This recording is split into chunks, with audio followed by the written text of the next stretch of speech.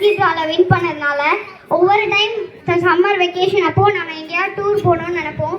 ஆனால் நாங்கள் பிளான்லாம் போடுவோம், கடைசியில் அது வந்து கேன்சல் ஆகிடும். இதுலேருந்து ஃபென்டாஸ்டிக் பார்க் எங்கள் வீட்டில் வந்து சம்மர் வெக்கேஷன் டூரிஸ்ட் பிளேஸாகவே மாறிடுச்சு.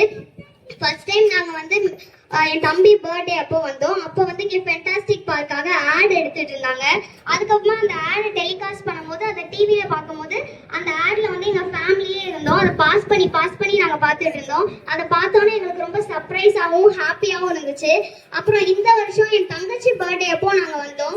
அப்போ வந்து நாங்கள் காலையில் 10 o'clock இங்கே இருந்து லஞ்சு ஸ்நாக்ஸ் எல்லாமே இங்கே தான் சாப்பிட்டோம். ஃபுட் கோர்ட் ரொம்பவே சூப்பராக இருந்தது. அதுக்கப்புறமா ஈவினிங் வந்து செக்யூரிட்டி அங்கிள் வந்து விசில் ஊதுற வரையும் நாங்கள் விளையாண்டுட்டு இருந்தோம். போகவே மனசு இல்லாமல் தான் நாங்கள் இங்கேருந்து போனோம். அதுக்கப்புறமா வந்து அந்த டே வந்து எனக்கு ரொம்ப ஹாப்பியாக இருந்துச்சு. இந்த லக்கி ட்ராவில் நான் வின் பண்ணதுனால இது என்னோட லைஃப் டைம் ஹாப்பியாக மாறிடுச்சு.